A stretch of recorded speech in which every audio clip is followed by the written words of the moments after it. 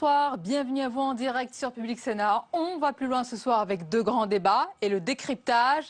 D'abord la droite qui accélère sur les thèmes de la sécurité et de la justice. Nicolas Sarkozy dénonce un recul de la République et fait une série de propositions considérées comme musclées. Qu'en est-il dans le domaine sensible de la justice? Une réforme est actuellement en débat au Sénat. De nombreux invités à notre compagnie tout à l'heure pour en parler. Que se passe-t-il derrière les murs du Vatican? Des fuites ont alimenté 2 livres à paraître, véritables bombes pour dénoncer les scandales financiers de la Curie que le pape veut nettoyer. Complot, gros arrangements et messe basse, débat à suivre. Enfin, est-ce une nouvelle marche arrière du gouvernement? La réforme de la dotation globale de fonctionnement en collectivité est reportée. Pour quelles véritables raisons? Décryptage tout à l'heure. Voilà pour le programme. Merci d'être en notre compagnie ce soir. N'hésitez pas à réagir au débat via notre hashtag OVPL. Et tout de suite, les repères de l'actualité, c'est avec Paul Bouffard.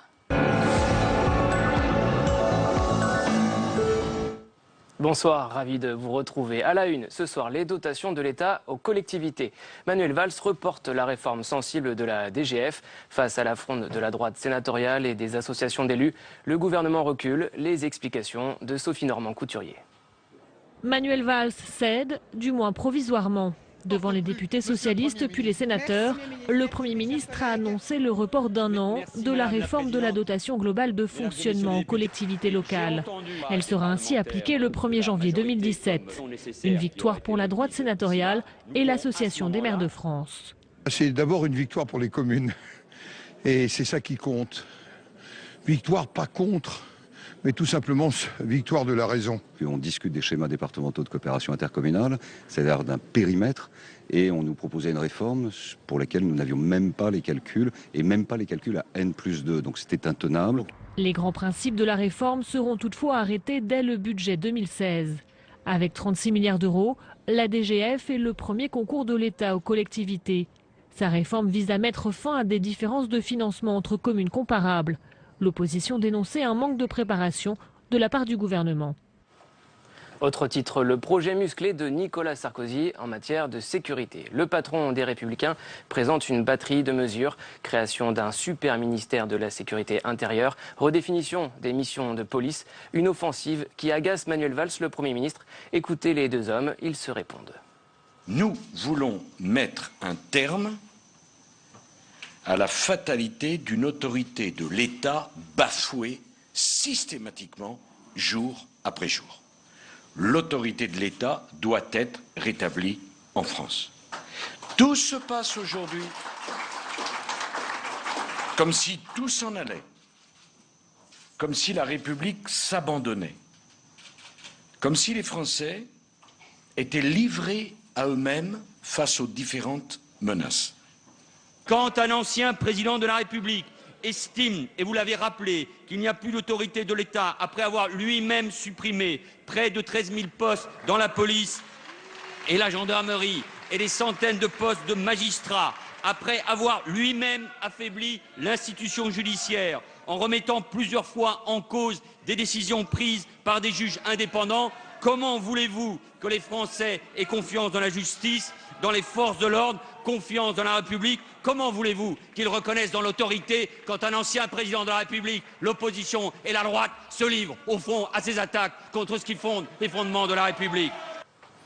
Au Sénat, début du débat sur la justice du XXIe siècle. 2 projets de loi de Christiane Taubira en discussion ce soir dans l'hémicycle. Un objectif, rendre la justice plus accessible et plus indépendante. On va plus loin sur ce sujet dans quelques instants avec nos invités. François Hollande est arrivé ce soir en Corée du Sud après un séjour chinois qui comptera pour l'avenir du géant français du nucléaire. On apprend en effet que le numéro 1 du nucléaire chinois prendra une participation minoritaire dans le capital de la société française. Areva, un groupe qui connaît aujourd'hui de graves difficultés financières. Pour le chef de l'État, cette entrée chinoise dans le capital d'Areva est, je cite, assez légitime. En France, le procès de la rixe meurtrière d'Échirolles se tiendra à huis clos. Décision de la cour d'assises de l'Isère, 2 des 12 accusés étant mineurs au moment des faits. L'avocat général l'avait demandé aussi, redoutant des troubles à l'ordre public durant l'audience. Les familles des victimes avaient réclamé des débats publics. Ce soir, leur avocat parle de démission de l'État et de la République. Écoutez Maître Spinner. On vous dit qu'il y a des mineurs, il n'y a plus de mineurs. Tous les accusés sont majeurs et 10 des 12 accusés étaient majeurs au moment des faits. Donc il n'y a pas de raison. Les mineurs sont protégés, vous ne pouvez pas publier leur nom, vous ne pouvez pas publier leurs photos. Il n'y a pas de pression parce que les journalistes sont dans une salle d'audience, il n'y a pas de caméra dans les salles d'audience. Donc tout ce qu'on a entendu est un peu agaçant pour les familles. On va plus loin maintenant. Premier débat de ce soir avec vous, Sonia. La justice, thème sensible au cœur de votre débat. Le Sénat en discute actuellement.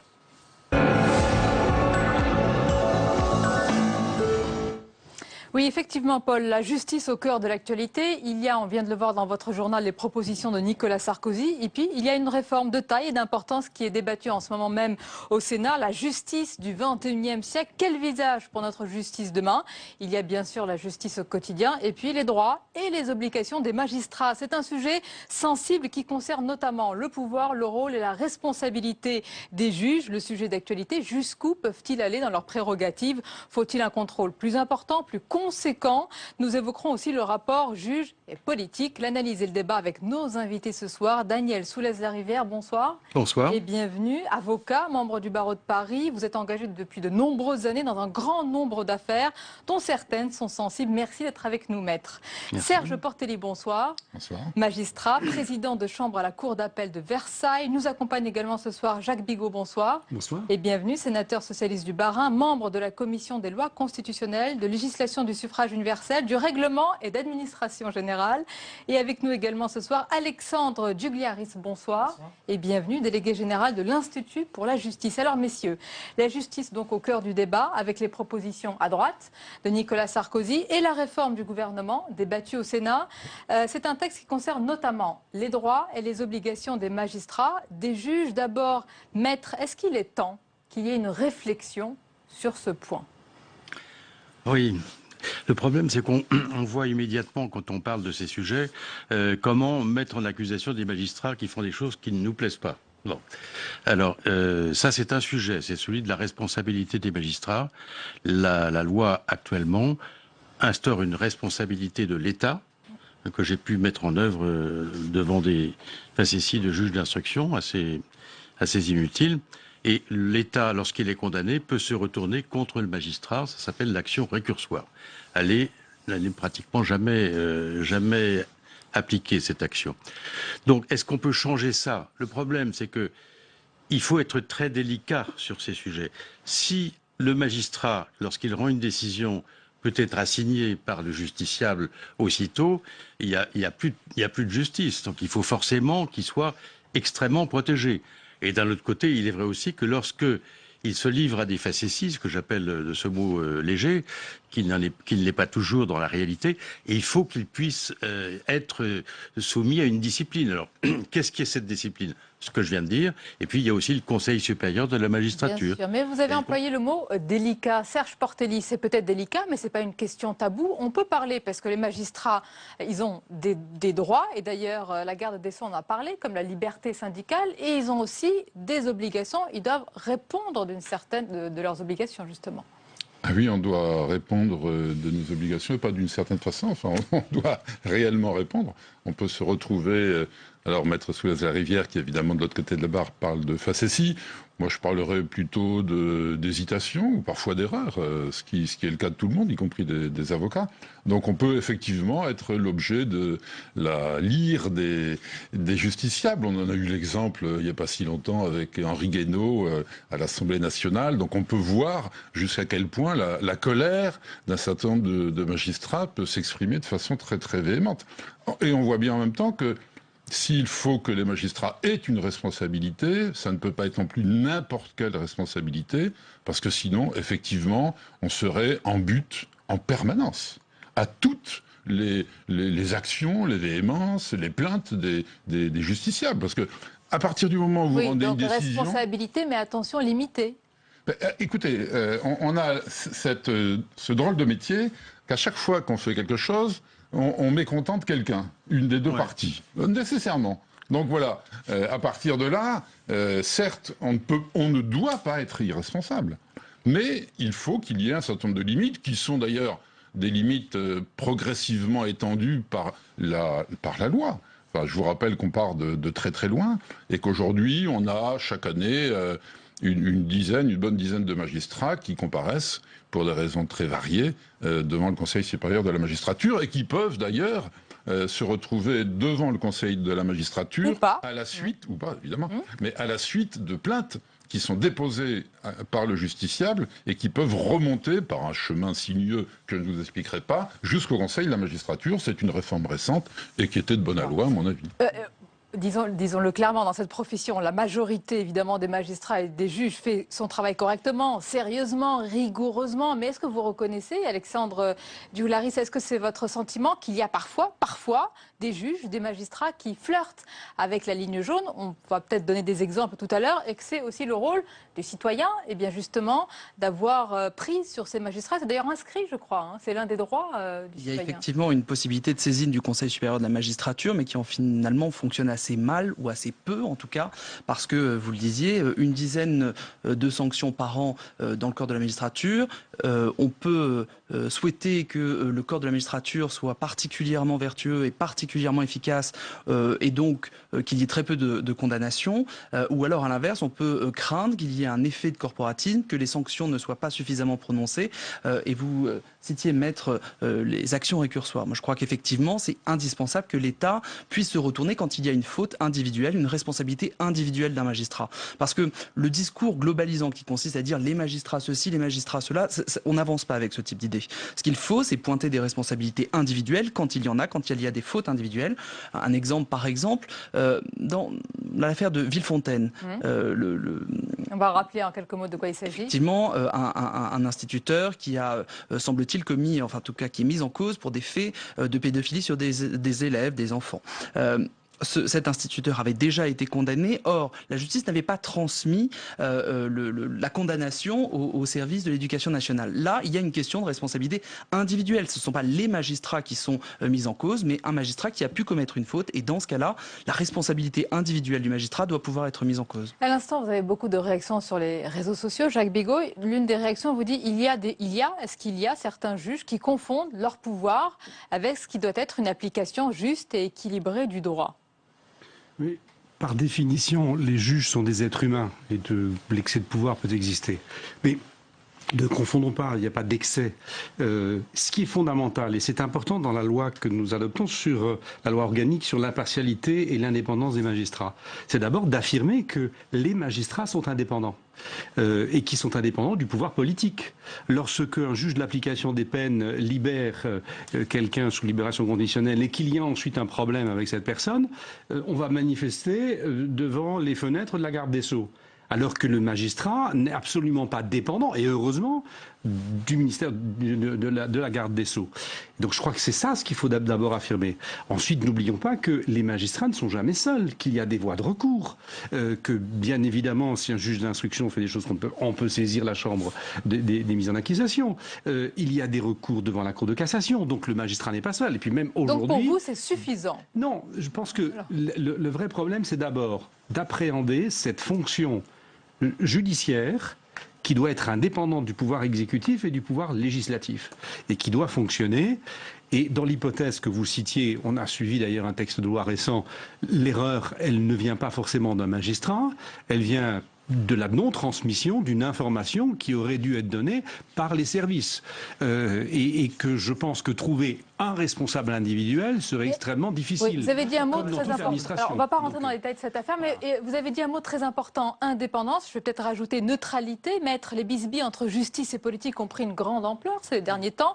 Pour certains, et est-ce que c'est votre sentiment, c'est dû essentiellement à la politisation d'une partie de la magistrature et de son non-respect aussi, disent-ils, de l'instruction. Mais sur la politisation de la magistrature, oui. Est-ce que c'est un fait? Alors, je vais vous dire, même des confrères dont je n'attendais pas le livre, comme Patrick Maisonneuve, explique que cette idée que le juge est soumis aux politiques est caduque.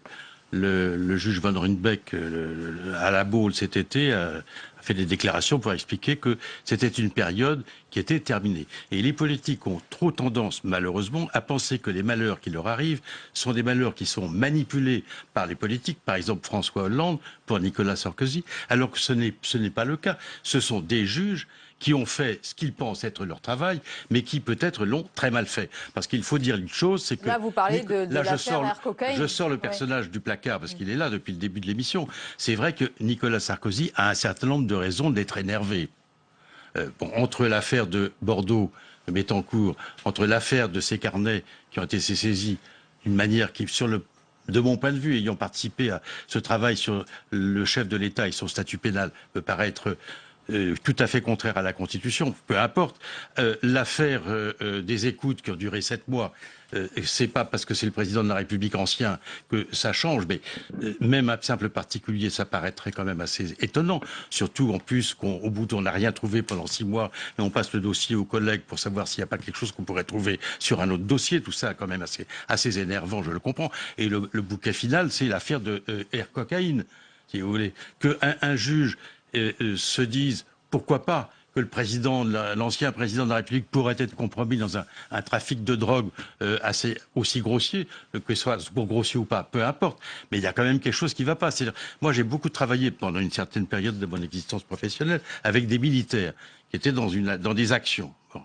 Ce que j'ai compris du fonctionnement militaire, c'est qu'ils ont une conscience extrêmement précise de la proportionnalité.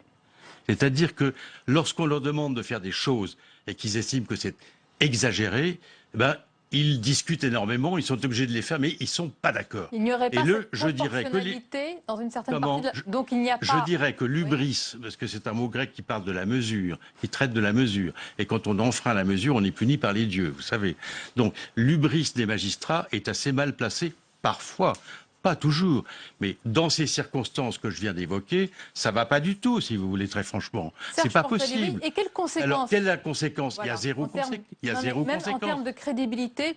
Il y a zéro conséquence, d'autant plus qu'il dit que... Je suis désolé, mais je vous rappelle quand même, juste un petit détail historique, que l'indépendance de la magistrature est une notion qui date d'il y a quelques dizaines d'années. Je préfère le dire parce qu'on a l'impression tout d'un coup que la magistrature se politise. Revenons quand même à quelques notions élémentaires de l'histoire. La magistrature, la justice a toujours été, mais plus que soumise, servile devant tous les pouvoirs. Et il a fallu attendre même pas la Révolution, parce que ça a continué encore pire qu'avant. Toutes les républiques, il a fallu attendre en fait quoi? Le milieu du XXe siècle pour qu'apparaissent un peu quelques notions autour de l'indépendance des magistrats. Je vous rappelle quand même qu'on parlait tout à l'heure du Conseil supérieur de la magistrature. Mais de quand il date le Conseil de la magistrature? Il y a quelques dizaines d'années. Toutes les garanties qu'on a aujourd'hui... Où est-ce que vous voulez en venir avec cette démonstration? Je veux dire qu'aujourd'hui, les hommes politiques qui ont été pendant des siècles et des siècles dans l'impunité totale, tout d'un coup, aux alentours des années 1970, effectivement, on peut le dater historiquement, comme le carbone 14, se sont tout d'un coup vus reprocher un certain nombre de délits, voire pire. Il y a un juste milieu quand même. Oui, mais attendez, il faut quand même pas oublier qu'on sort d'une telle période, tellement longue, d'impunité totale des hommes politiques, que parce qu'ils sont soumis un petit peu aux aléas de la justice ordinaire, effectivement, qui n'est pas toujours terrible. Oui, ils trouvent ça scandaleux. Oui, effectivement, on met en garde à vue, on fait des écoutes téléphoniques. Alors, je dis pas que c'est merveilleux ce qui se passe à l'heure actuelle. Je dis simplement que c'est le fonctionnement ordinaire de la justice qui s'applique enfin aux hommes politiques. Voilà. Alors on peut évidemment faire mieux. Quel est votre avis? Il y a peut-être une revanche qui est en train d'être prise, ça c'est autre chose. Mais l'histoire, elle est quand même là, faut peut-être mieux la rappeler. Vous parlez de revanche. Moi, ce qui m'intéresse, c'est la question de la politisation de la magistrature. C'était ma question. Qui est la question que vous posiez. On ne peut pas nier qu'il y a une partie de la magistrature qui est politisée. Parce que, on peut le nier si vous voulez, mais enfin, on peut aussi revenir sur les déclarations d'un certain nombre d'organisations syndicales de magistrats appelant à voter ou à voter contre un candidat, par exemple. Ça, c'est dépasser les obligations déontologiques qui sont celles des magistrats. Et là, il y a un problème. Parce qu'effectivement, il y a eu pendant trop longtemps une mainmise du pouvoir politique sur la justice, avec la volonté parfois d'étouffer des affaires. C'est très vrai. Mais aujourd'hui, on est dans un, vous parliez de revanche, dans un basculement inverse qui pose un problème. Parce qu'aujourd'hui, la politisation de la magistrature pose une question fondamentale qui est celle soit de la séparation des pouvoirs, c'est-à-dire qu'est-ce qu'on fait du parquet? Est-ce qu'on va sur une indépendance totale? Mais à ce moment-là, il faut quand même poser la question de la responsabilité des magistrats et de la responsabilité des magistrats devant les citoyens, parce que qu'est-ce qui fonde la légitimité du parquet? C'est d'être sous l'autorité de la garde des Sceaux, quelle que soit la politique qui est menée.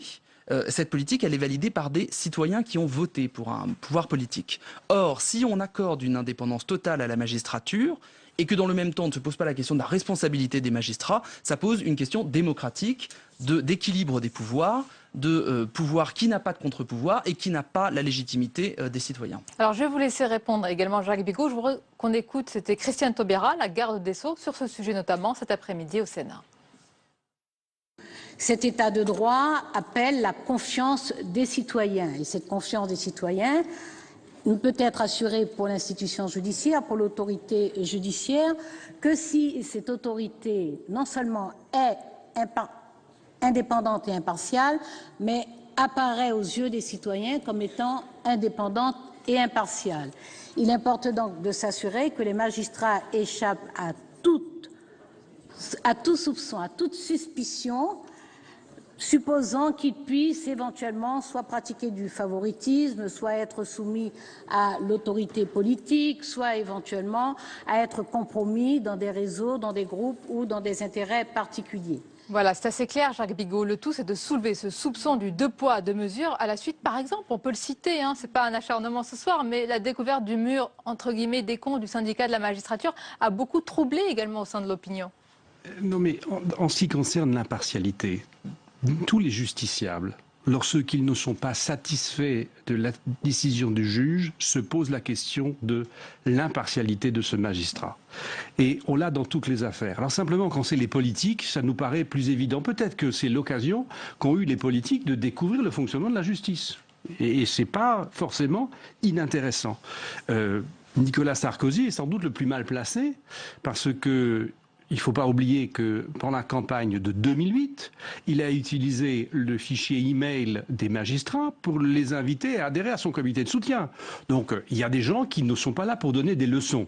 Et je ne pense pas que ces débats sur la sécurité qu'il lance de nouveau concernent sa propre sécurité à l'égard de la justice. Alors ensuite, on peut discuter des décisions du magistrat, de l'opportunité de la décision d'un juge d'instruction, qui peut peut-être paraître excessif, je ne connais pas le sujet.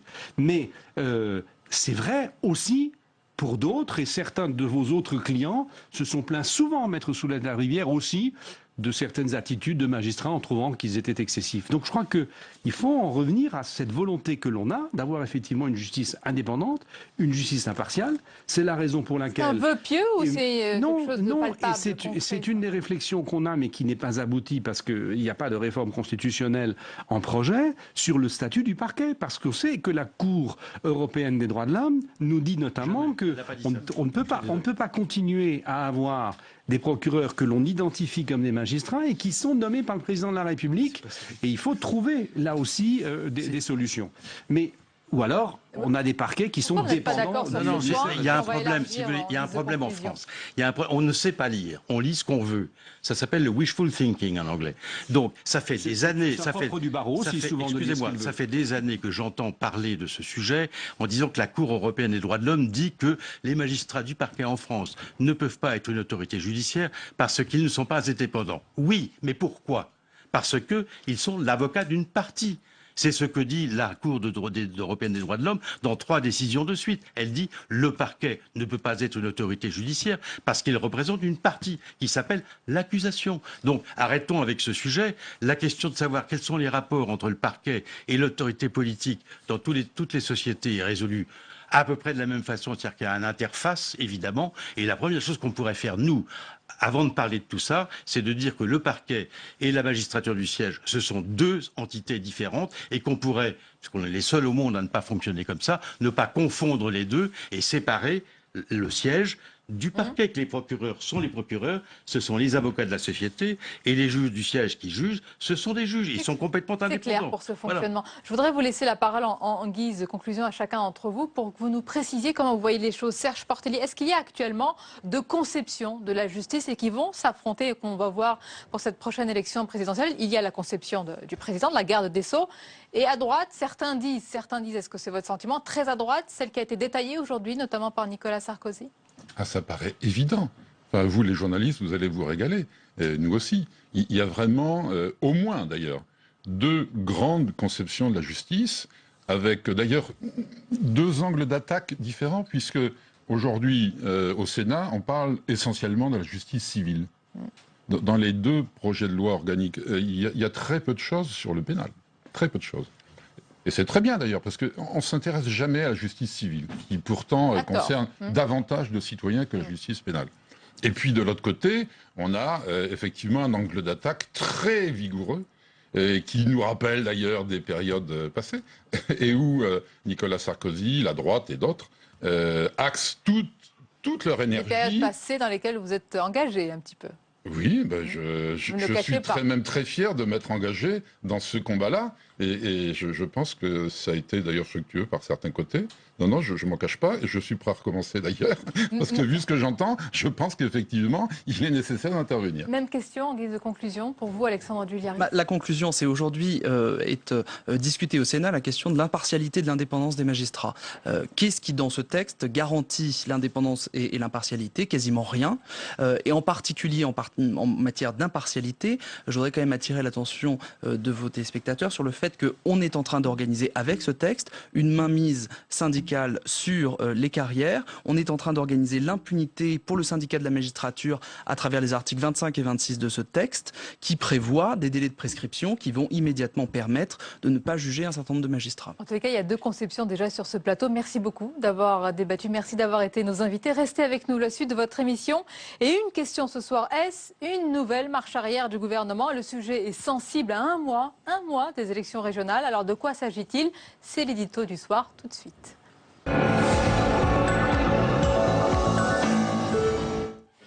Et il s'agit de la réforme de la dotation globale de fonctionnement aux collectivités locales, réforme contestée et finalement reportée. Manuel Valls reconnaît que le projet était peut-être mal ficelé. L'analyse de notre chroniqueur ce soir, Jean-Louis Gombault, bonsoir. Bonsoir Sonia. Alors Jean-Louis, à un mois pile des élections régionales, on peut se demander, Jean-Louis, si ce n'est pas une marche arrière du gouvernement. Disons que ce n'est pas un pas en arrière, je dirais que c'est un pas de côté. C'est-à-dire il recule, non pas pour mieux sauter, mais pour pouvoir sauter, puisque comme l'a dit Paul Bouffard tout à l'heure, la réforme sera de toute façon appliquée, mais au lieu de l'être en 2016, au 1er janvier prochain, elle le sera en 2017. Alors c'est quoi cette réforme exactement? La réforme, c'est le changement de la clé de répartition des 19 milliards de dotations publiques qui sont versées chaque année aux communes et à l'intercommunalité. Et ça fait quand même 20% des recettes de ces communes, donc c'est quelque chose d'extrêmement important. Et ces 19 milliards seront donc répartis selon la clé suivante, pour des communes selon leur population, selon la place qu'elles ont dans l'intercommunalité et leur place géographique pour tenir compte de la ruralité. Et le gouvernement leur dit, écoutez, effectivement, dans ces 19 milliards, les 2/3 des communes vont y gagner ou perdre moins que ce qu'elles attendaient, et 1/3 vont perdre plus. À partir de là, c'est très difficile de soutenir une telle réforme pour un élu local qui dit oui, d'accord, on va peut-être perdre moins, mais on va quand même perdre. Et les autres disent oui, on va perdre et on va perdre plus. Donc à partir de là, le soutien des élus par rapport à cette réforme n'était pas possible, même si beaucoup l'ont soutenu. Et comme vous avez juste un débat à l'instant sur la justice, et le gouvernement dit oui, mais c'est la justice. Le problème, c'est que les élus préfèrent l'injustice dans l'opulence que la justice dans l'austérité. Oui.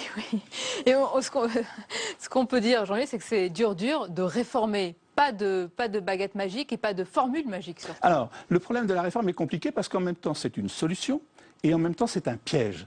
Parce qu'on pousse toujours vers la réforme à cause de cette fameuse crise qui pousse à en faire, et l'opposition pousse également à accélérer. Et au bout d'un moment, eh bien évidemment, vous avez non pas des croche-pieds, mais vous trébuchez sur les réformes parce que vous allez évidemment trop vite. Et ça se pose plutôt sur les collectivités territoriales, qui se méfient a priori de ce gouvernement. On a voulu faire une réforme, on l'a faite, de réforme territoriale dont ils ne voulaient pas. On a voulu supprimer les départements, ils se sont battus comme un chien pour empêcher la suppression des départements. Et en plus, on baisse leur dotation. Et à partir de là, il faut quand même se méfier de ces gens qui ne sont pas d'accord a priori. Or, qu'est-ce qui s'est passé ? Ils ont appris la technicité de cette réforme il y a à peine 3 semaines, même si on en parle depuis longtemps.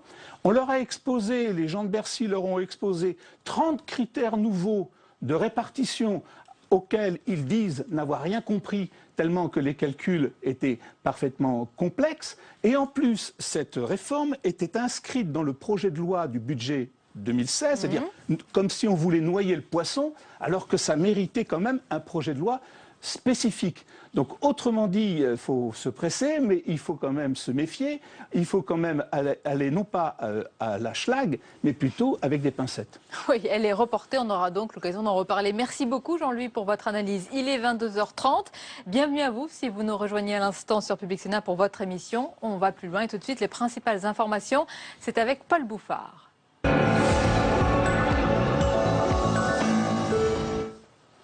Les suites du crash en Égypte. Selon des médias aux États-Unis, un satellite militaire américain aurait détecté un flash de chaleur en plein vol, accréditant la thèse de l'explosion à bord de l'Airbus transportant des touristes russes. Les boîtes noires commencent à livrer leurs secrets. Une agence de presse russe révèle la transcription des enregistrements. Des sons inhabituels seraient perceptibles à l'intérieur du cockpit.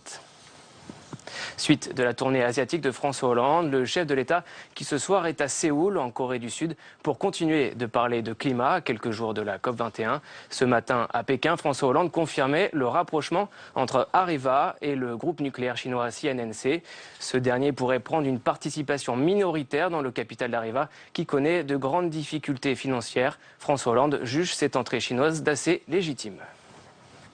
Dans l'actualité politique, Nicolas Sarkozy dégaine son plan sécurité. Le patron des Républicains livre un projet musclé, création d'un super ministère de la sécurité intérieure, nouvelle mission pour les sociétés d'autoroutes, une offensive qui agace à gauche et qui ne fait pas que des heureux à droite. Les détails avec Nathalie Guilloire.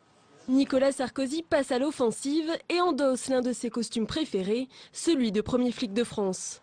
Ce matin, le président du groupe Les Républicains a choisi de s'attaquer à la sécurité. C'est quelque chose de central que le rétablissement de l'autorité de l'État. C'est vraiment la priorité des priorités. Et nous avons bien conscience, tous, que sur la question de la sécurité, il ne peut pas y avoir de faux-semblants. On ne peut pas repousser les responsabilités d'un échec ou d'un succès sur qui que ce soit d'autre. Ça sera notre responsabilité. Sa proposition phare, la création d'un grand ministère de la sécurité publique qui regrouperait policiers, gendarmes, douaniers et gardiens de prison au sein d'une même entité.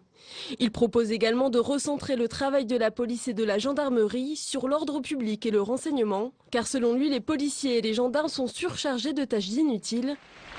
Des propositions qui ressemblent à un programme présidentiel. À l'approche des primaires à droite, Nicolas Sarkozy souhaite déjà s'imposer sur le terrain de la sécurité. Comment lutter contre la pénurie de jeunes médecins hospitaliers pour leur donner envie de travailler à l'hôpital public et d'y rester? Marisol Touraine met 250 millions d'euros sur la table avec un point fort, une prime d'engagement. Ces dispositions seront mises en place d'ici à 2019. Écoutez les explications de la ministre de la Santé. L'élément essentiel, c'est de faire en sorte que dans nos hôpitaux, il y ait des jeunes qui s'engagent pour faire une carrière à l'hôpital. Les Français sont extrêmement attachés à leur hôpital.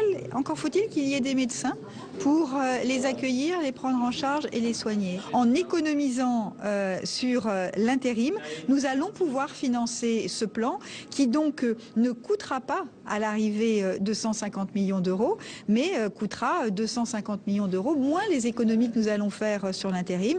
Et donc j'estime à quelques dizaines de millions d'euros seulement le coût à l'arrivée de ce plan. Et tout de suite, le second débat de ce soir avec ce thème, le Vatican dans la tourmente.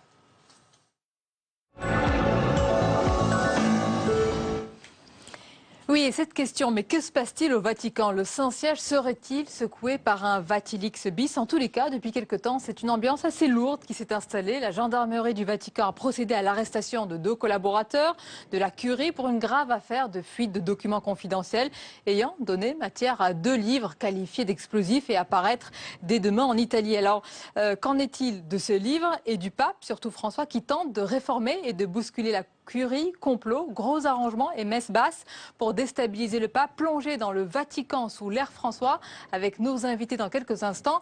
Mais d'abord, coup de projecteur ce soir sur la Banque du Vatican, une institution sulfureuse. Tous les détails avec Sophie Normand-Couturier.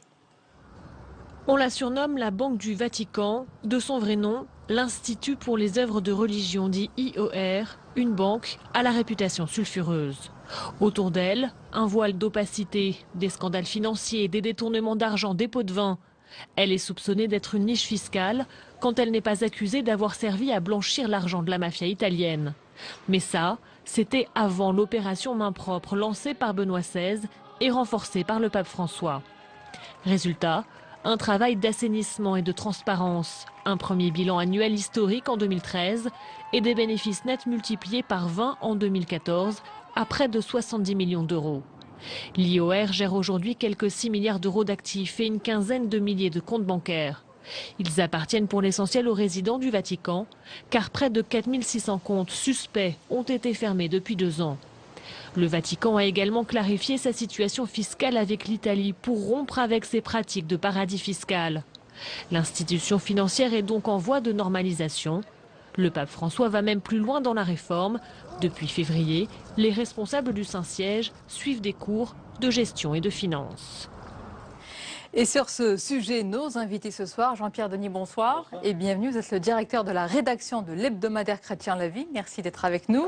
Nous accompagne également ce soir Constance Colonna-Césari, bonsoir. Bonsoir. Vous êtes journaliste, réalisatrice et spécialiste du Vatican. Avec nous, Olivier Bobineau, bonsoir. Bonsoir. Sociologue des religions, membre du groupe Société, Religion, Laïcité et je crois également scénariste et l'auteur, co-auteur de cette BD, L'Empire, une histoire politique du christianisme, à paraître donc. On va avoir l'occasion d'en parler. Avec nous également l'historien Benoît Pellistrandi, bonsoir et bienvenue, on est ravis de vous accueillir. Alors, madame, messieurs, première question, est-ce que c'est vraiment le vent d'une tempête qui est en train de souffler en ce moment sur le Vatican, Constance Colonna-Césari? Écoutez, on est habitué puisqu'il y en avait eu des précédentes.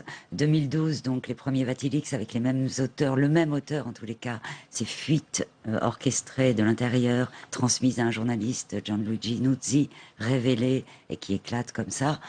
Il y en avait des précédentes, 2005, on s'en souvient pas, mais pendant le conclave, donc débouchant sur l'élection de Jean-Paul II, des listes, des corbeaux qui alertaient déjà sur des manœuvres, des malversations, au point qu'il y avait eu un discours catastrophiste du futur Benoît XVI, qui avait d'ailleurs conduit à son élection. Puis les scandales, on vient de loin parce que sous l'ère Jean-Paul II, ils étaient beaucoup plus considérables, ils pesaient plus lourd, ils faisaient des morts même. Souvenons-nous l'affaire Marcinkus. Mais est-ce que c'est banal pour autant? Ben là, c'est la réaction qui est intéressante. Il y a des arrestations, donc il y a un scandale, mais il apparaît et dès le lendemain, avant même, enfin que ça éclate pour nous.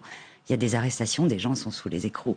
Donc, oui, c'est très particulier, Jean-Pierre Denis. 2 arrestations, un prélat espagnol et une experte des réseaux sociaux, accusés d'avoir divulgué des documents confidentiels du Saint-Siège. Les fuites concerneraient donc des affaires financières de la curie. Le sujet est en tous les cas toujours aussi sensible, brûlant. En fait, il y a 2 scandales pour le prix d'un, puisqu'il y a l'arrestation de ces 2 personnes.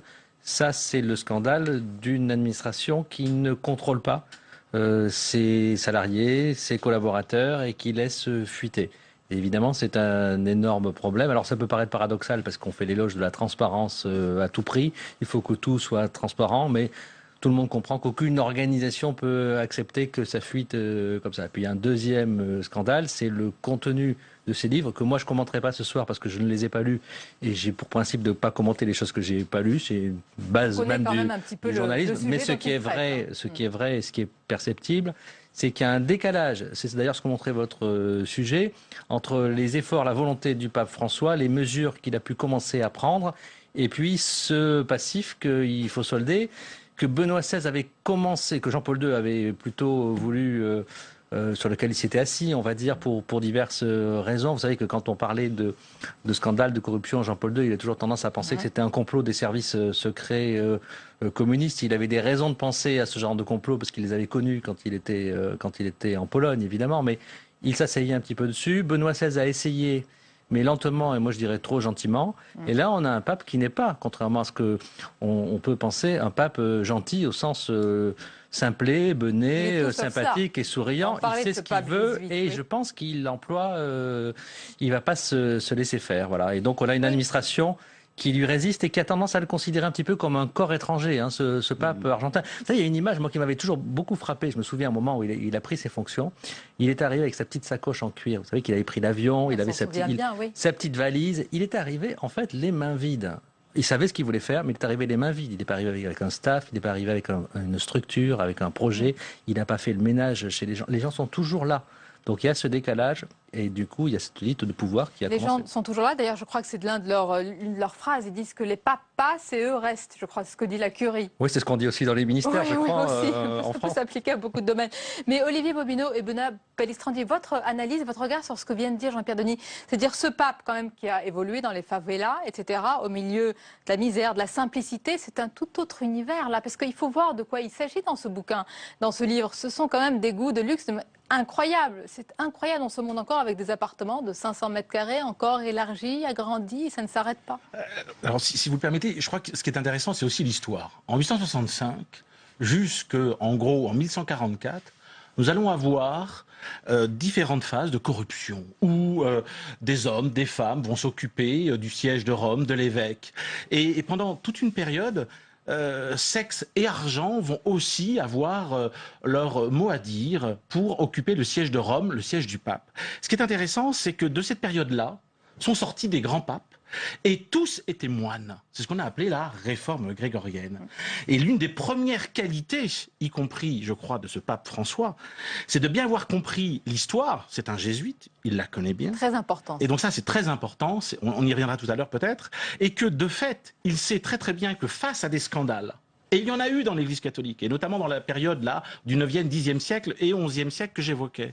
Eh bien, face à cela, à un moment donné, il y a une réforme, il y a une volonté, j'allais dire politique, mais aussi d'inspiration spirituelle, puisque les papes de la réforme grégorienne sont aussi des personnes qui sont passées par Cluny, par la voie monacale. Et là, je pense que là-dessus, on n'est pas au bout des surprises avec ce pape. Cet éclairage historique. Benoît Pellistrandi, quel est votre regard? Le pape aurait parlé ce soir d'un piège. Il est totalement au fait de ce qui se passe. Vous avez dit, c'est pas un pape gentil, c'est pas un pape perdu au milieu des loups du Vatican. Non, parce que il est argentin et être prêtre jésuite en Argentine depuis les années 60, c'était pas évident. Et je pense que ces adversaires, parce qu'ils existent, sans doute sous-estiment la capacité politique du cardinal Bergoglio devenu pape François. Parce qu'effectivement, il est un corps étranger à la curie. Il l'a dit lui-même. Il est élu évêque de Rome et souvenez-vous, cette image qui a impressionné le monde entier, les frères cardinaux sont allés chercher quelqu'un du bout du monde. Donc il a parfaitement conscience d'où il vient. Et je pense que la curie s'est dit... D'ailleurs, il suffisait de voir quelques réactions de certains qui étaient très choqués par cette élection pour dire plutôt que c'était un bon signe, hein, que ça allait secouer certaines choses. Mais lui a eu affaire aux dictatures militaires, a eu affaire au péronisme. Même le péronisme démocratique, c'est quand même une sacrée chose. L'Argentine, c'est un pays très compliqué. Donc, c'est un pape politique. Avant d'être un pape politique, il était un archevêque de Buenos Aires très politique.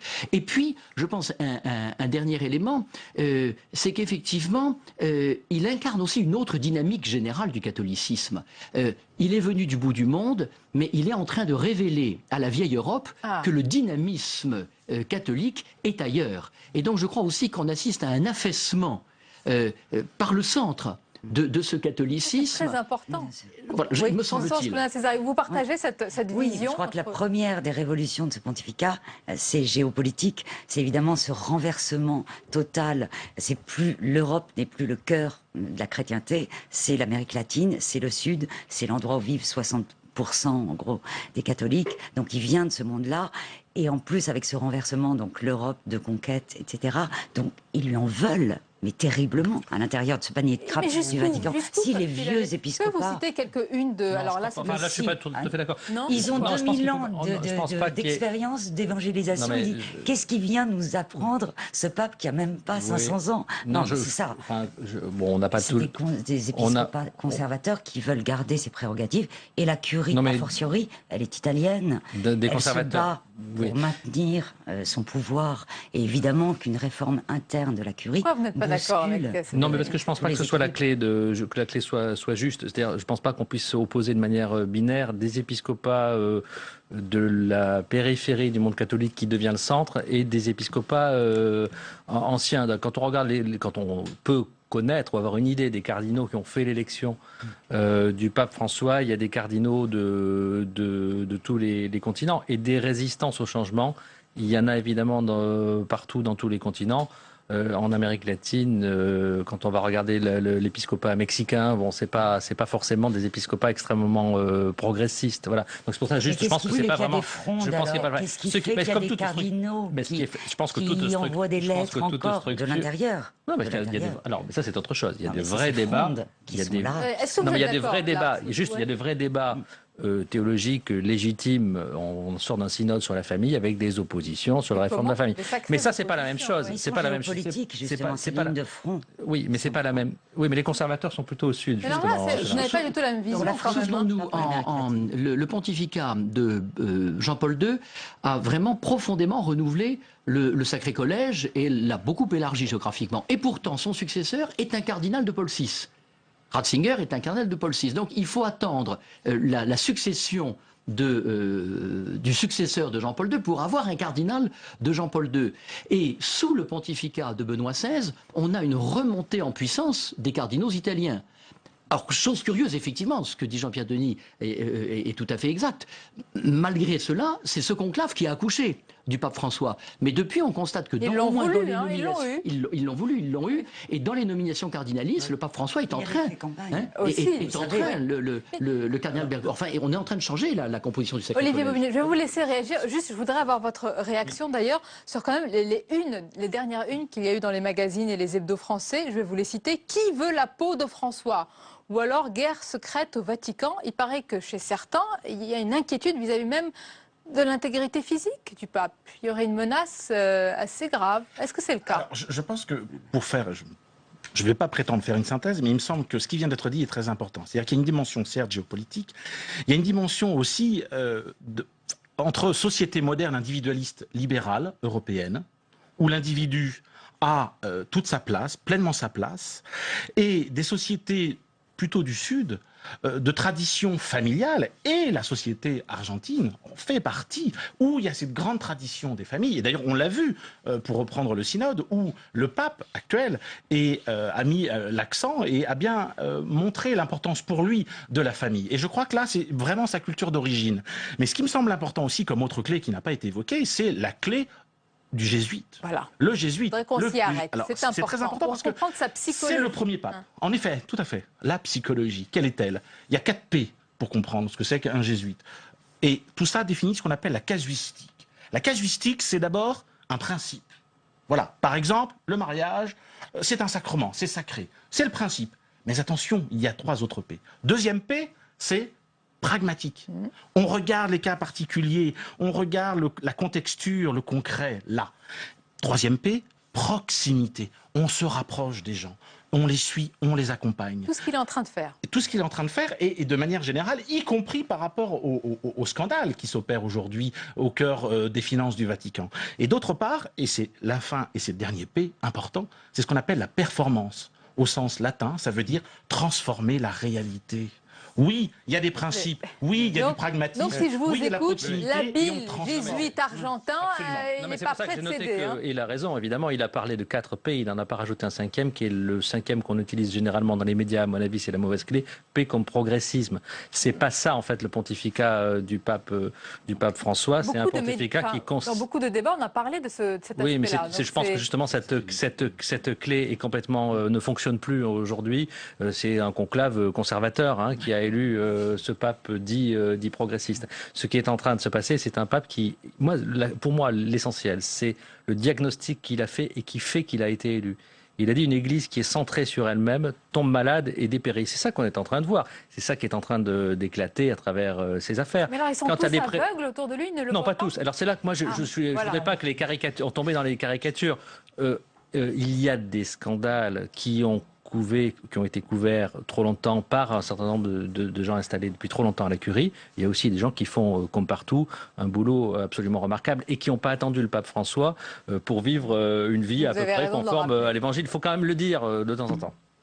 Moi, je crois que dans les clés jésuites, il y a aussi la gouvernance, ce mode de gouvernement. Là, par exemple, le synode l'atteste, le G9 des cardinaux, aussi. Évidemment, on crée des instances, on crée des structures qui sont des contrepoids et auxquelles, à la curie d'abord, cette espèce d'ordre qui n'a aucune représentativité spirituelle, c'est des fonctionnaires en fait. Ils ont pris le pouvoir au moment de l'agonie de Jean-Paul II parce que c'était un pape affaibli physiquement, absent, et ces gens-là, investis de plus en plus de pouvoir, ont grignoté l'appareil de façon dévorante.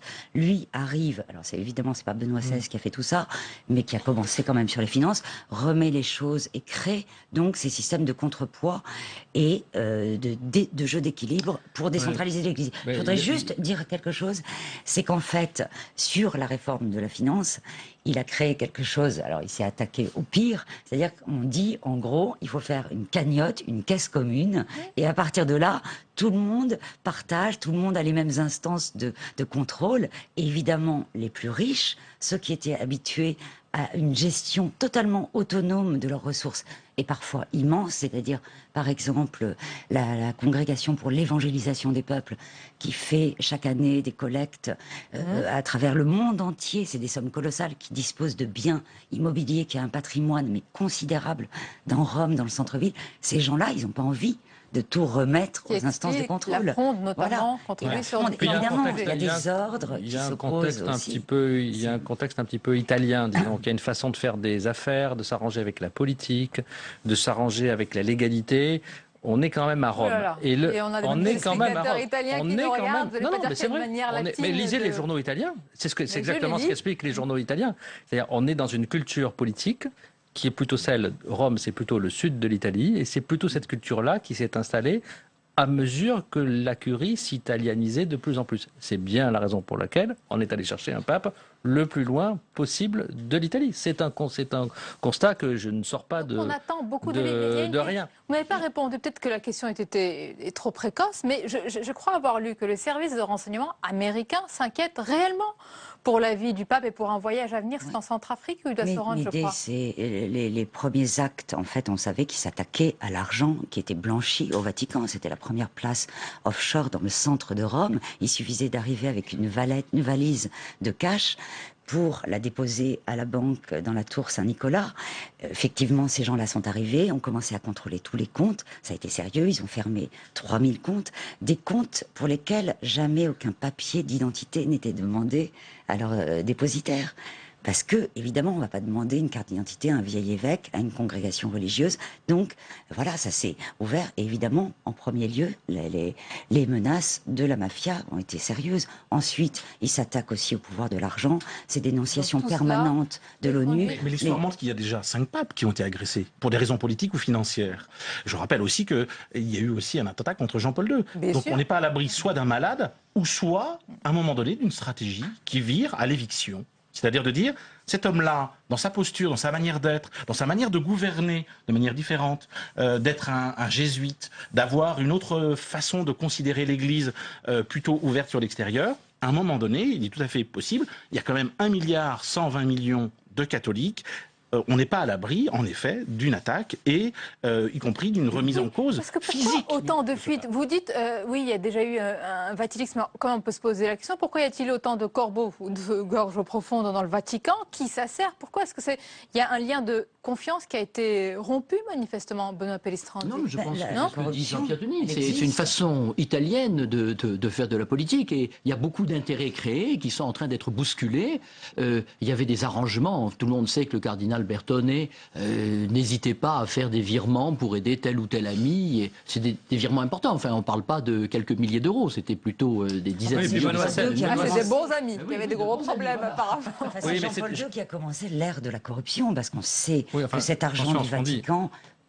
quand même. On ne peut pas parler de corruption de Jean-Paul II. Si, on peut parler non, alors là, du système qui a été mis en place. Il y a eu des alors, grands procès en Italie, il y a eu des grands procès. L'argent qui arrive dans cette cagnotte qui arrive, je crois qu'il y a une cagnotte qui arrive et qui ensuite doit être utilisée pour les pauvres ou pour la construction d'un hôpital. Il paraît que pour 1 euro qui est versé, il y a un détournement de 20 centimes ou davantage. Oui. Alors, il y a le problème des hôpitaux catholiques italiens qui est un énorme problème, dans lequel il y a une implication du cardinal Bertone, qui était le bras droit du pape Benoît XVI. C'est une explication assez importante de la crise actuelle. Oui. Benoît XVI n'avait pas beaucoup de discernement dans le choix des personnes, il faut bien le reconnaître. Il s'est entouré de collaborateurs qui n'étaient pas les bons collaborateurs, et notamment le cardinal Bertone. Tout le monde l'a su très vite, mais Benoît XVI n'a jamais voulu retirer sa confiance à ses proches collaborateurs. Et c'est ça qu'il a un petit peu perdu, qui a amené à l'échec de son pontificat. On a dit pape jésuite, peut-être en guise de conclusion. Est-ce que vous êtes d'accord pour dire, vous avez beaucoup parlé de géopolitique et au final de politique, pour dire que c'est un pape extrêmement politique, Olivier Bobineau. Il fait de la politique. Je rappelle que dans les séminaires jésuites, on fait 6 à 7 ans d'études, et parmi ces études, il y a toute une partie importante accordée à la science politique. Donc oui, il y a en tout jésuite un politique. Et d'ailleurs, il me semble qu'il y a une pièce très intéressante là-dessus, qui est celle de Molière, pour ne pas la nommer Tartuffe, qui montre remarquablement les stratégies à un moment donné qui peuvent être mises en œuvre et montre tout ce potentiel qu'a ce pape, et on n'est pas au début de nos surprises. Vous êtes d'accord, Benoît Pellistrandi? Oui, et je pense aussi que l'atout qu'a le pape venant des jésuites, c'est que c'est un ordre qui a presque 5 siècles. Donc ils ont plus d'expérience que les ordres concurrents, qui sont des forces nouvelles dans l'Église. On peut penser naturellement à l'Opus Dei, qui est très présent, très favorisé par Jean-Paul II, ou aussi aux Légionnaires du Christ qu'on évoquait et qui sont très puissants au Mexique. Jean-Pierre Daniel, il a redonné goût à beaucoup de monde, c'est pas aux fidèles bien sûr, mais même à toutes les sphères, j'allais dire publiques et politiques. Mon constat, c'est plutôt en dehors de l'Église. C'est en dehors de l'Église que j'ai senti tout de suite et que je sens de plus en plus un enthousiasme, une bienveillance, un regain d'intérêt pour la chose catholique. Non, pour moi, elle me paraît pas exagérée. Je sens dans les milieux catholiques parfois plus d'hésitation parce que certains ont eu du mal à faire leur deuil du grand intellectuel Benoît XVI ou de la grande époque aussi géopolitique de Jean-Paul II. On sent des résistances, des oppositions, souvent idéologiques ou théologiques. Donc, même les francs-maçons apprécient en France le pape actuel. Vous êtes d'accord? Oui, bien sûr. Puis sa révolution, c'est le peuple de Dieu qui veut incarner, qu'il et annonce. Encore des surprises à venir. Il a peu de temps pour la mettre en œuvre et ça, je pense qu'il en est parfaitement conscient. Tout à fait. Olivier Bobineau, un mot sur cette formidable BD que j'ai feuilleté un petit peu. Là, l'Empire, une histoire politique du christianisme. Qu'est-ce qu'on peut y découvrir? 20 ans de travail scientifique sur l'histoire de la papauté, l'histoire de notre société, l'histoire de la société. De manière ludique, c'est formidable. Et de manière humoristique, avec pas mal de clins d'œil, aussi bien cinématographiques, mais surtout l'idée, c'est de montrer que de Jésus jusqu'au pape François, que d'histoire, que de surprises, et ça va continuer. Et ça va continuer, voilà. Bien sûr. Donc on vous le conseille, le Voici l'Empire. Merci beaucoup d'avoir été nos invités pour ce débat. La suite de votre émission, et c'est le moment à présent de votre rendez-vous, la folle histoire des lois. Alors vous le savez, c'est l'historique, l'évolution des textes et des lois à travers le temps. Et puis l'histoire, c'est important l'histoire. Et ce soir, ça concerne un sujet précis, je vous laisse le découvrir.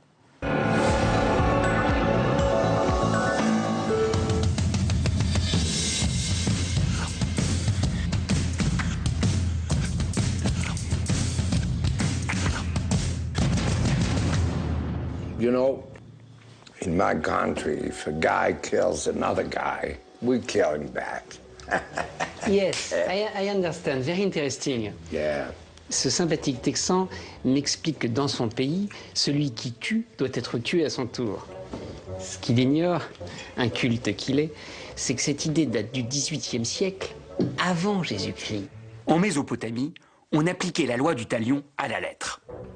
L'artisan qui avait réalisé une maison, laquelle s'était effondrée en causant la mort du propriétaire, devait être puni de mort. Mais si c'était le fils du propriétaire qui était tué, alors c'était le fils de l'artisan qui devait être exécuté.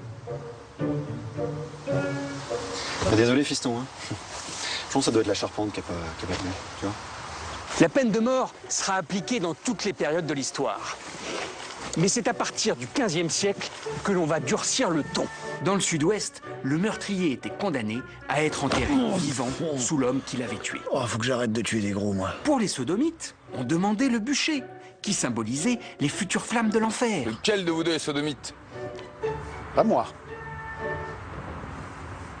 Quant aux faux monnayeurs, ils étaient bouillis dans un chaudron. N'avaient-ils pas eux-mêmes fait fondre des métaux pour fabriquer de fausses pièces? Bonne idée. Sous l'Ancien Régime, on réserve une mort propre aux nobles qui ont le privilège d'être décapités. Faites ça bien, mon brave. Je sors de chez le coiffeur. Aïe! Les révolutionnaires envisagèrent d'abord d'abolir la peine de mort, qui ne fut maintenue qu'à quelques voix près par la Constituante. Mais ils firent ensuite, sous la Terreur, un usage massif de la peine capitale. Du coup, au XIXe siècle, on utilisera la guillotine avec beaucoup plus de parcimonie. En 1906, les députés adoptent même une loi qui gèle les crédits pour le fonctionnement des guillotines.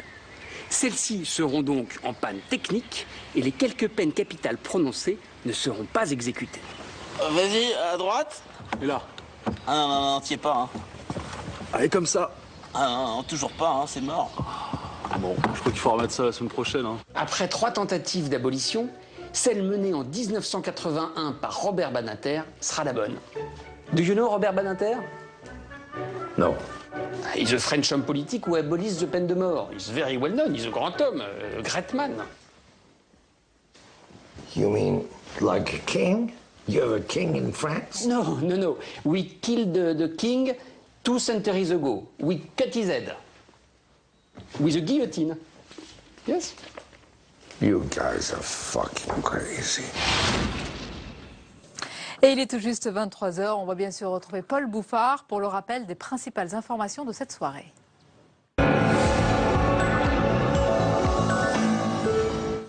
D'abord, cette information que l'on vient d'apprendre, le gouvernement retire sa mesure contestée concernant les ressources des adultes handicapés. Le dispositif était prévu dans le budget 2016. C'est Ségolène Neuville, la secrétaire d'État aux personnes handicapées, qui a fait cette annonce ce soir. Quelques heures dans la journée, c'est la réforme de la DGF qui était reportée. Manuel Valls veut se donner plus de temps. La réforme sensible du système de dotation de l'État aux collectivités est repoussée à 2017. À la grande satisfaction des élus comme du président du Sénat, les explications de Sophie Normand-Couturier. Manuel Valls cède, du moins provisoirement. Devant les députés socialistes puis les sénateurs, le Premier ministre a annoncé le report d'1 an de la réforme de la dotation globale de fonctionnement aux collectivités locales. Elle sera ainsi appliquée le 1er janvier 2017. Une victoire pour la droite sénatoriale et l'Association des maires de France. C'est d'abord une victoire pour les communes. Et c'est ça qui compte. Victoire pas contre, mais tout simplement victoire de la raison. On discute des schémas départementaux de coopération intercommunale, c'est-à-dire d'un périmètre, et on nous proposait une réforme pour laquelle nous n'avions même pas les calculs, et même pas les calculs à N+2, donc c'était intenable. Les grands principes de la réforme seront toutefois arrêtés dès le budget 2016. Avec 36 milliards d'euros, la DGF est le premier concours de l'État aux collectivités. Sa réforme vise à mettre fin à des différences de financement entre communes comparables. L'opposition dénonçait un manque de préparation de la part du gouvernement. Suite ce soir au Sénat de la discussion du texte sur la réforme de la justice. On évoquait tout à l'heure la création d'un poste de procureur général de la nation, une disposition nouvelle souhaitée par la majorité sénatoriale. Écoutez cet échange sur cette disposition inédite entre la garde des Sceaux et les sénateurs.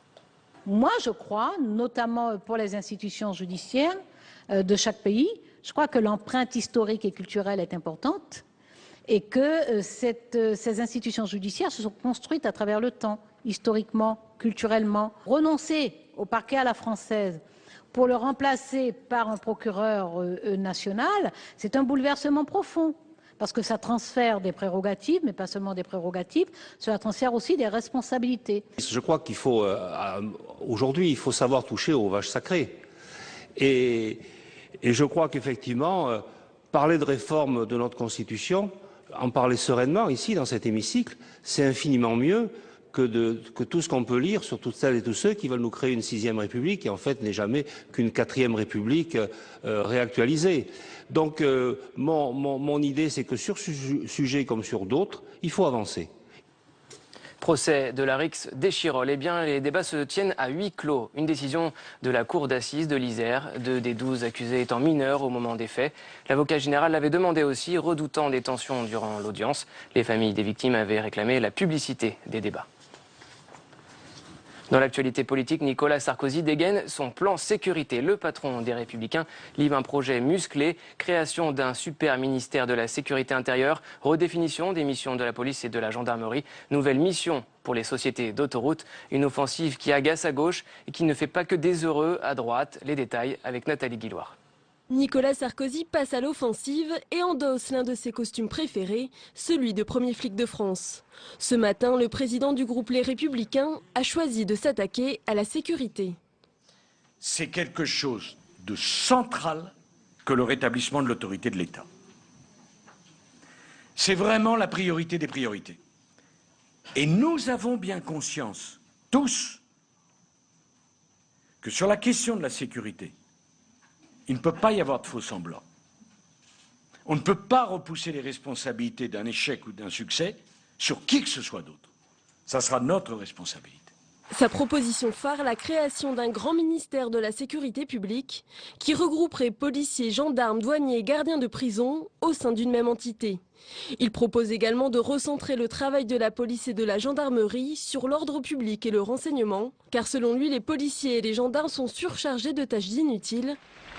Des propositions qui ressemblent à un programme présidentiel. À l'approche des primaires à droite, Nicolas Sarkozy souhaite déjà s'imposer sur le terrain de la sécurité. Les suites du crash en Égypte, les boîtes noires livrent leurs premiers secrets. Une agence de presse russe révèle la transcription des enregistrements. Des sons inhabituels seraient perceptibles à l'intérieur du cockpit. Et selon la chaîne américaine CNN, un satellite militaire américain aurait détecté un flash de chaleur en vol, accréditant la thèse de l'explosion à bord de l'Airbus transportant des touristes russes. Le scandale Volkswagen continue. 800 000 nouveaux véhicules diesel concernés par des incohérences, selon le constructeur allemand. Des irrégularités qui pourraient coûter 2 milliards d'euros aux constructeurs automobiles. On reste dans le monde de l'automobile avec cette information. Michelin, sous pression, annonce la fermeture de 3 usines en Europe. 1500 salariés sont concernés par ces fermetures en Italie, Allemagne et Royaume-Uni. Le fabricant de pneus français prévoit une enveloppe de 280 millions d'euros pour financer cette réorganisation. Ce chiffre ce soir, 2,3 milliards d'euros, c'est ce que représente l'argent de la drogue en France, premier moteur du marché, le cannabis. Son chiffre d'affaires dépassait, lui, le milliard d'euros en 2010. Dans l'actualité également, il est le prix Goncourt 2015. Mathias Hénard, romancier de 43 ans, récompensé pour Boussole, un roman sur les souvenirs d'un musicologue et prix d'Orient. Delphine de Vigan, elle, est récompensée du prix Renaudot pour son roman intitulé « D'après une histoire vraie ». On passe à la revue de presse.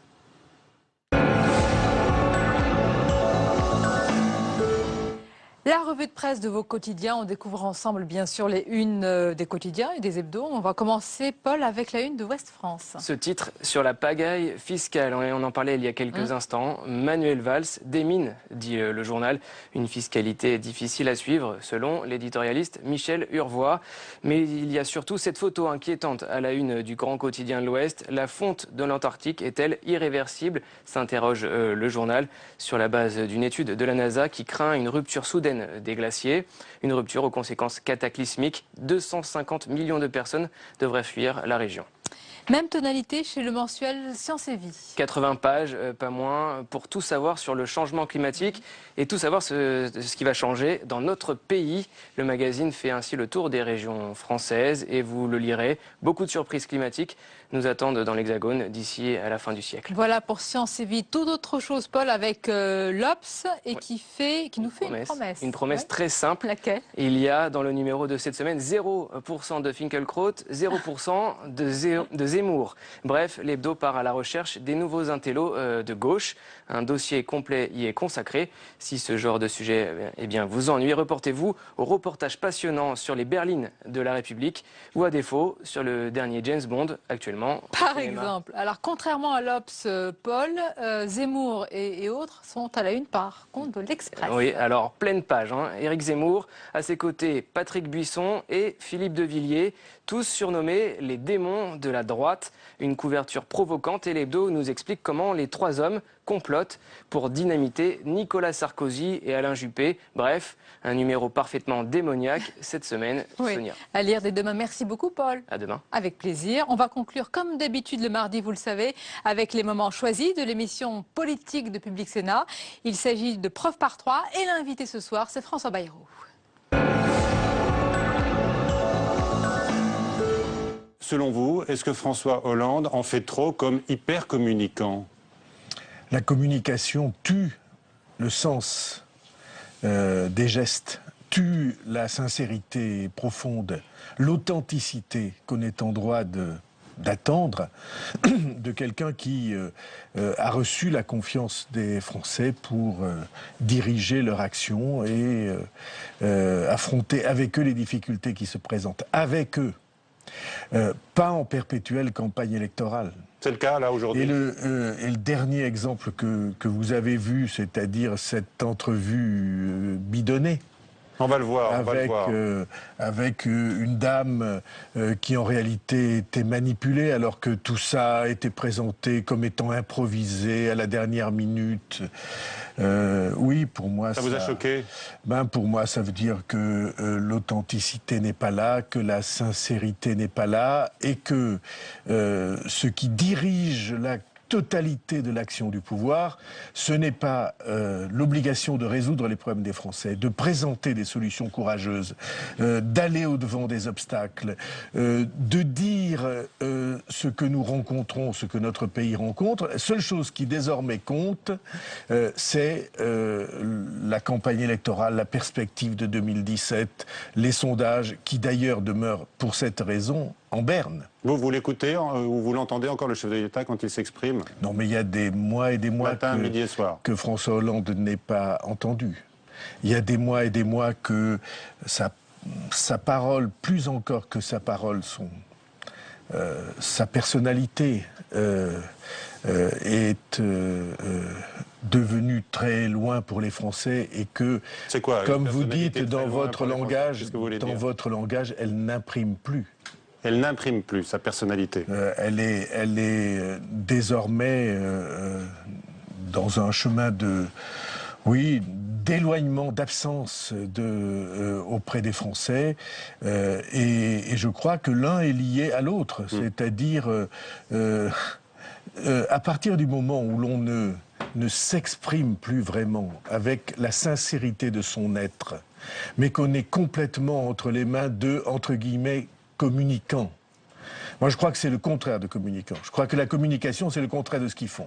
La communication, ce n'est pas de la mise en scène, ce n'est pas des propos recopiés, ce n'est pas de l'artificiel. La vraie communication, c'est le naturel. Alors justement, il s'en défend de faire de la communication, François Hollande. Et François Bayrou, vous avez évoqué l'épisode Lucette Brochet, donc, qui est cette retraitée qu'il a accueillie dans son HLM à Vendeuvre-les-Nancy et qui a fini par vendre la mèche de l'opération de com. On regarde. Est-ce que vous payez ici? Est-ce que vous avez comme retraite quand vous arrivez? Non, j'y arrive. Non, je ne demanderai pas de chèque. Je vais mieux que M. Eckert au cas où... Je vais continuer à rencontrer autant de compatriotes qu'il est possible de pouvoir, dans ma position, visiter. Et donc je vais continuer. Pourquoi? Vous le saurez, vous ne le saurez pas. Parce que c'est très important d'entendre, justement, hors caméra, hors micro, ce que les gens ont dit. Non, mais là, c'est de la mise en scène, François Hollande. Mais vous pensez qu'on va chez une personne sans qu'il y ait des conditions? Quand je vais chez vous, il y a un certain nombre de conditions. Partout, il y a des conditions. Mais dès lors qu'il n'y a pas de caméra, il n'y a pas de radio, il y a toujours une franchise. Et moi, je fais confiance à ce qu'est le contact direct. Et on peut me faire beaucoup de reproches, mais sur le contact direct, je sais que les Français savent me trouver. Alors, vous lui faites le reproche de l'insincérité, et lui répond non, j'ai le contact avec les Français. Vous avez entendu la phrase que François Hollande vient de dire. Hors caméra et hors micro. Et la scène à laquelle on avait assisté auparavant, dont vous avez montré largement les images, c'était une scène entièrement construite pour les caméras, les micros, avec les types qui étaient assis, les notables qui étaient assis sur des chaises autour de la table, et tout ça, la seule chose qui manque, ça soit la vérité, la seule chose qui manque, c'est la vérité d'un dirigeant d'une attitude et d'un être. Il va à la chasse aux voix, à mon sens, il se trompe. Alors, vous dites qu'il n'imprime plus, sa personnalité n'imprime plus. Est-ce que, néanmoins, vous lui reconnaissez récemment certains succès au chef de l'État? On parle par exemple du recul léger du chômage au mois de septembre, et également la nouvelle compétitivité face à l'Allemagne grâce au CICE qu'il a mis en place. Oui,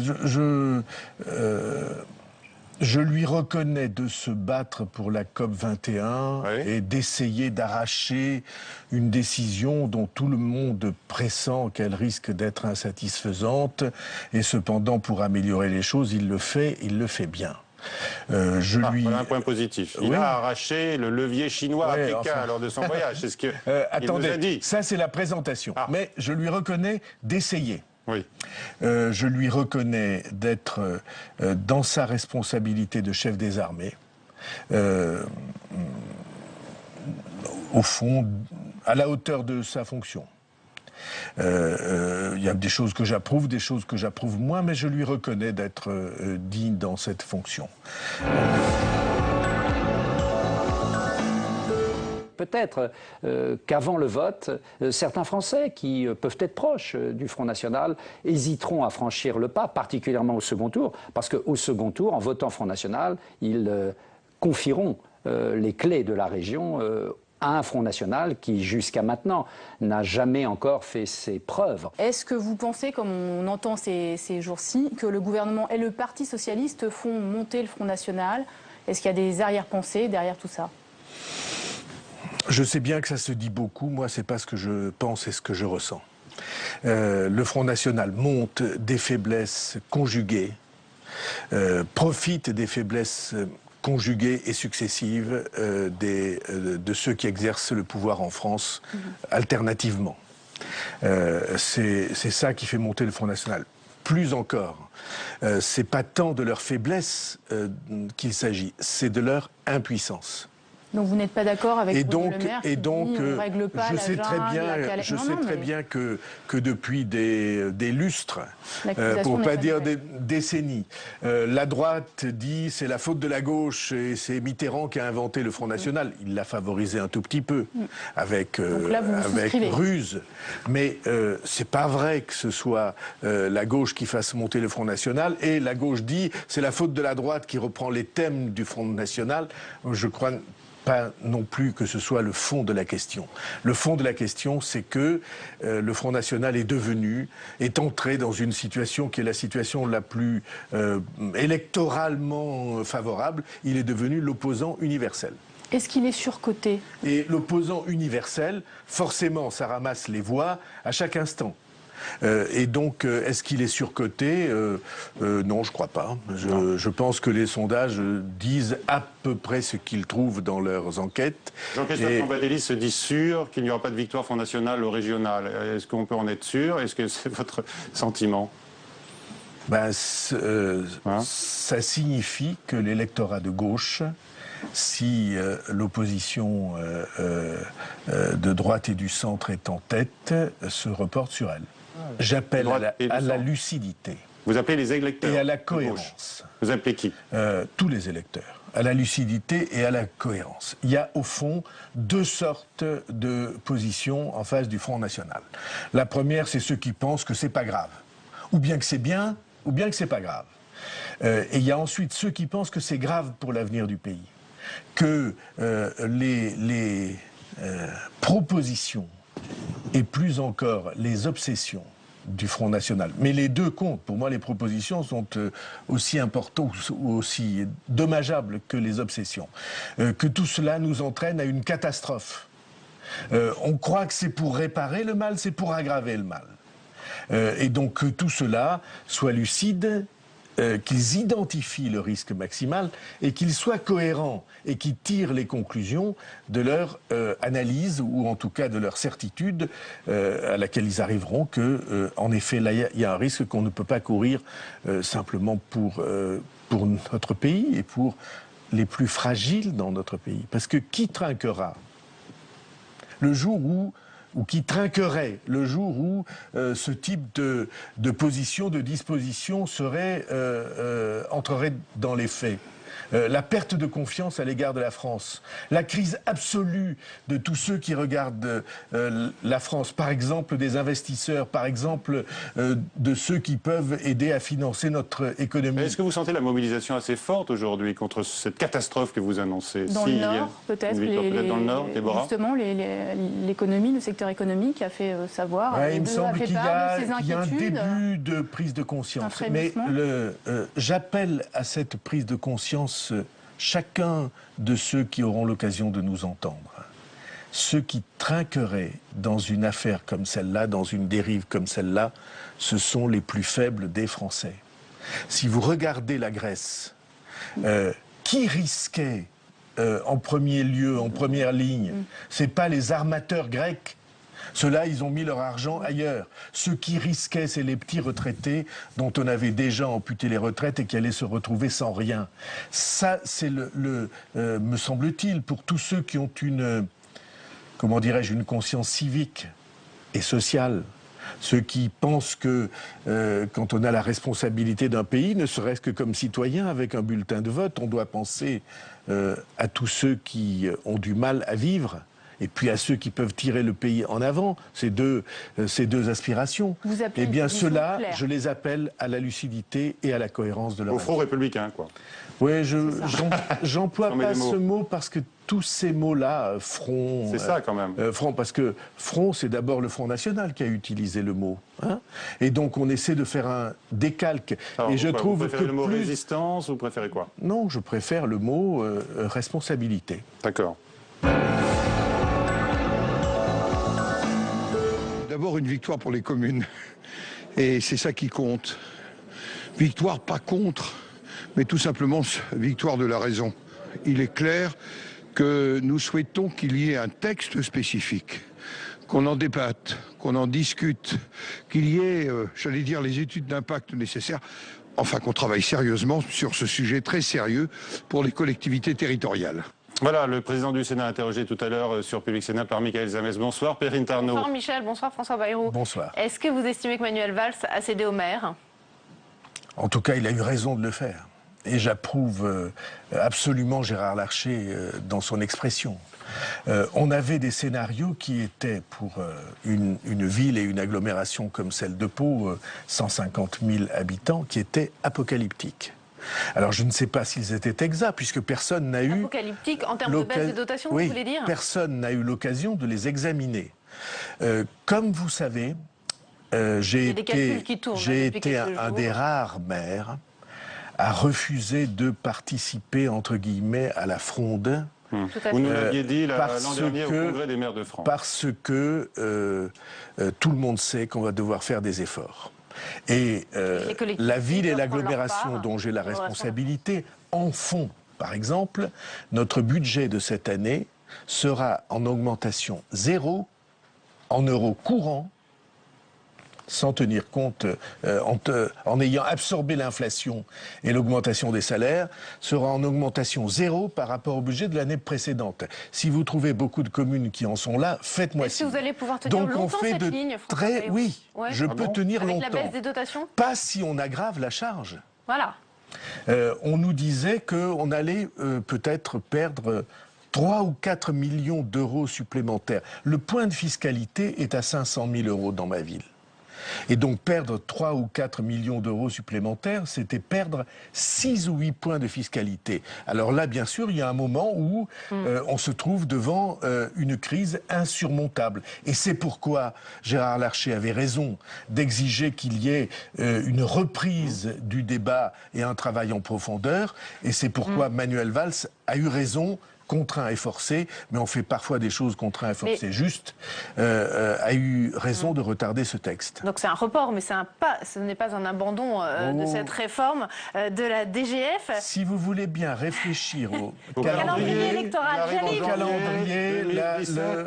reporté à 2017, il me semble qu'il pourrait y avoir quelques, comment dirais-je, quelques soubresauts dans cette affaire. Vous pouvez parler d'un enterrement en pur et... pas, j'en sais rien, mais en tout cas... Ça ressemble à un enterrement quand même. En tout cas, je trouve pas ça... je n'aurais pas trouvé ça bien, voilà. Mais est-ce que cette réforme est quand même nécessaire, selon vous? Manuel Valls parlait tout à l'heure dans l'hémicycle du Sénat quand même d'une réforme juste et équitable. Oui, en tout cas, moi, je ne la ressens pas juste ni équitable. Est-ce qu'il faudrait une loi spécifique, comme le propose Gérard Larcher, pour réfléchir à cette réforme? En tout cas, il faut reprendre le débat sereinement, avoir que tous les élus aient entre les mains les scénarios, les simulations, qu'on regarde ce que ça donne et qu'on s'interroge sur chacune des conséquences. Sans ça, on va tout droit à ce qu'on dénonçait avant, c'est-à-dire la totale improvisation et le bazar. Ce dont le gouvernement donne l'exemple tous les jours. Vous avez l'impression aujourd'hui que les élus locaux sont un peu perdus entre le report des réformes, la baisse des dotations, la carte des intercommunalités qui ne verra le jour qu'au printemps 2016 ? Les élus locaux sont accablés et très souvent découragés parce qu'ils n'ont pas de lisibilité sur leur avenir, parce qu'ils ont le sentiment que chaque jour qui passe, ils ont moins de reconnaissance et moins de capacité pour affronter les difficultés réelles de terrain, de quartier, d'organisation de la ville auxquelles ils ont à faire face. Voilà l'état d'esprit réel des élus locaux. Leur situation est une situation qui très souvent les désespère. Et ils ne voient pas d'issue. Et tout l'enjeu, c'est de montrer une issue. Et donc, malgré le report de cette réforme de la dotation globale de fonctionnement, le congrès des maires pourrait être un petit peu agité, vous pensez, dans 3 semaines? Je peux vraiment me tromper, mais mon sentiment, c'est qu'on a dépassé le stade de la révolte. Ah bon? C'est-à-dire? On est entré dans une espèce de résignation, ne sachant pas quoi faire, ayant essayé des majorités successives, ne sachant pas quoi faire pour rendre à la vie publique locale la sérénité et l'efficacité qu'elle devrait avoir. Là on parle des communes, mais le découpage des régions J'allais y venir. est une injure au bon sens. Qui était pourtant soutenu par une majorité de Français à l'origine. Oui, mais bien sûr, si vous dites aux gens, on va redécouper de manière plus logique et pour faire des économies, bien sûr, ils répondent oui. Et moi aussi, je réponds oui. Mais j'aurais jamais imaginé qu'on mette l'Alsace, la Lorraine et Champagne-Ardenne dans la même région, ne serait-ce que pour l'histoire. Et je n'aurais jamais imaginé qu'on prétende que Bressuire, Limoges et Pau appartenaient à la même région. Ça va se retrouver dans le résultat des élections régionales, selon vous? Ça devrait, mais les Français aussi ont une part de découragement en eux, vous savez. Une part de découragement qui les conduira à quoi? À voter Front National, à ne pas voter du tout? Qu'est-ce que vous voulez dire? Oui, qui les conduit à baisser les bras ou à avoir la tentation de baisser les bras. Alors vous parliez du bazar. Parce que les Français, qu'est-ce qu'ils voulaient? Ils voulaient une simplification de la vie publique locale. On n'a pas une simplification, on a une complexification. C'est chaque jour plus illisible. Ils voulaient que ça fasse des économies. On va dépenser plus d'argent. Et alors, ce qui est fantastique, c'est que chaque fois qu'un candidat un peu raisonnable dit « écoutez, on va essayer de faire des économies », le Parti socialiste monte au créneau en disant « je prends les fonctionnaires à témoin, avec nous, il n'y aura jamais de suppression d'emplois ». Ils ont fait la réforme pour ça. Mais de qui est-ce qu'on se moque? Dans quelle espèce de duperie, de comédie on se trouve? Et alors, oui, la vie publique locale, elle est profondément handicapée par cette absence de lisibilité sur les communes comme sur les régions. Pas de fil directeur dans les redécoupages d'intercommunalité. Et tout cela est en effet accablant. Est-ce que vous soutenez les enseignants dans leur refus d'aller à cette formation de la réforme du collège? Vous qui étiez contre cette réforme. La réforme des collèges est une atteinte profonde et qui se veut irréversible à l'idée que beaucoup de Français se font de l'éducation nationale et de la formation des esprits, de l'esprit critique et de la liberté de jugement des enfants. du fait qu'on leur offre une culture élémentaire, par exemple la culture de la langue, pour qu'ils puissent savoir ce qu'ils disent quand ils parlent, ce qui est un élément essentiel de la reconnaissance et de l'influence et peut-être du pouvoir dans une société. Et le fait qu'on l'enlève aux plus faibles, ceux qui n'auront pas les moyens de s'offrir des leçons particulières ou de l'enseignement privé, pour le réserver socialement à ceux qui auront ces moyens, est une atteinte scandaleuse. Et donc, les enseignants ont raison de dire non, et tous les citoyens français auront raison de considérer que ce sujet est un enjeu de la prochaine élection présidentielle. Est-ce que la réforme... Voilà, on arrive à la fin de votre émission. Merci de votre fidélité. On se retrouve bien sûr demain, 22h, 23h30, avec de nouveaux débats, décryptages et entretiens. À noter nos autres rendez-vous, 8h demain matin, Territoire d'info, avec comme invité Sandrine Rousseau, porte-parole nationale d'Europe Écologie Les Verts. À demain donc, avec plaisir, belle et douce fin de soirée en notre compagnie.